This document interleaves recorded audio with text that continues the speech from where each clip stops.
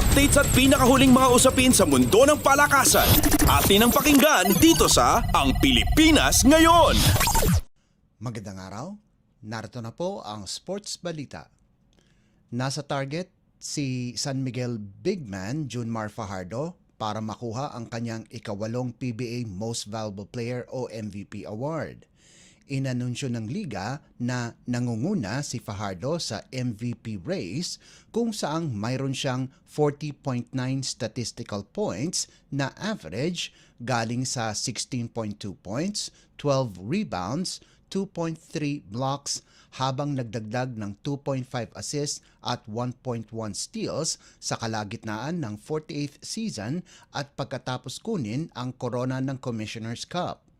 Hindi naman lumalayo sa kontensyon si Christian Stan Hardinger ng Ginebra kung saang mayroon siyang 35.7 statistical points mula sa 16.5 points, 9.9 rebounds at 5 assists, habang ang teammate ni Fajardo at best player of the conference na si CJ Perez ay mayroong 35.4 statistical points mula sa 16.9 markers, 6 rebounds, 3.6 assists at 2.3 steals. Pasok din sa kontensyon si Arvin Tolentino ng Northport pagkatapos mag-average ng 22.4 points, 5.7 rebounds at 2.4 assists kada laro para sa 35.1 statistical points.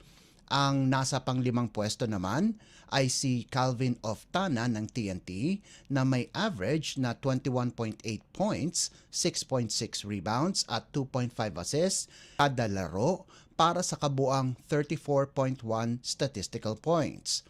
Hindi naging eligible si Fajardo sa Best Player of the Conference nitong katatapos lamang na komperensya dahil hindi nakapaglaro ng 70% ng laro ng SMB bago dumating ng semifinals. Subalit kwalipikado si Fajardo sa MVP award pagkatapos maglaro ng 6 na laban sa Championship Series kontra Magnolia.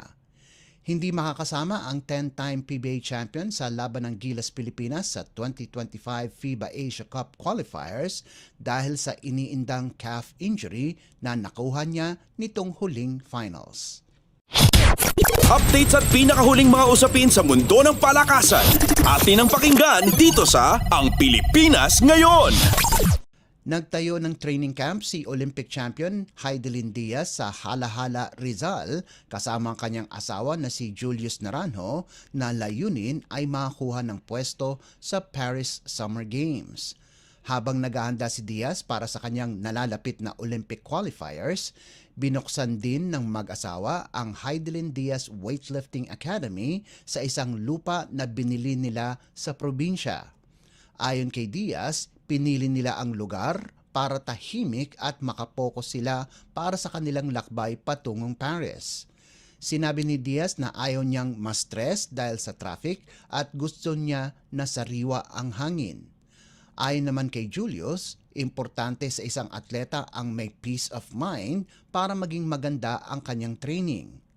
Lalaban si Diaz sa Phuket, Thailand itong darating na Abril 3. Kasalukuyang rank number 7 si Diaz sa IWF Olympic Qualifying Rankings at kailangan niyang manatili sa top 10 para makapagpartisipa sa Olympic Games. Sa isang panayam, sinabi ni Diaz na confident siya na magkwalipika sa Paris Olympics para samahan sina Paul Volter, EJ Obiana, boxer Yumir Marshall at gymnast Carlos Yulo at Alea Finnegan para kumutawan sa Pilipinas. Ito ang ikalimang Olympics ni Diaz kung saan una siyang lumuhok noong 2008 sa Beijing sa edad na 17. Updates at pinakahuling mga usapin sa mundo ng palakasan. Atin ang pakinggan dito sa Ang Pilipinas Ngayon. Mabagal ang panimula, subalit nakabangon kagad ang De La Salle University Lady Spikers para kunin ang panalo laban sa Far Eastern University Lady Tamaraws 25-20, 25-17 at 25-22 sa UAAP Season 86 Women's Volleyball Tournament na ginanap sa Smart Araneta Coliseum. Nanguna sa opensa si Angel Canino sa nagawa nitong 13 puntos. Sinabi ni kanino na kulang ang galawan nila at kailangan pang magdoble kayod sa training. Ayon naman kay Lady Spikers Assistant Coach Noel Orculio, hindi rin kontento si Head Coach Ramil De Jesus sa kanilang performance laban sa Lady Tamaraws. Nakapag-ambag naman si Shivana Laput ng 10 puntos habang sina Thea Gagate at Alea Malaluan ay nagbigay ng 8 at 7 puntos ayon sa pagkakasunod para sa defending champions na Lady Spikers at pinaganda ang kanilang record sa 2-0. Nanguna naman para sa Lady Tamaraw si Garcelle Pitalio sa nagawa nitong 7 puntos, 10 receptions at 8 digs, habang nakagawa ng tig-6 na puntos sina Faida Bacangke, Chen Tagaod at Jean Asis. Updates at pinakahuling mga usapin sa mundo ng palakasan. Atin ang pakinggan dito sa Ang Pilipinas Ngayon. At yan ang pinakahuling balita sa larangan ng palakasan. Para sa Radyo Pilipinas World Service, ito po si Leo Magpayo. Magandang araw. Updates at pinakahuling mga usapin sa mundo ng palakasan. Atin ang pakinggan dito sa Ang Pilipinas Ngayon.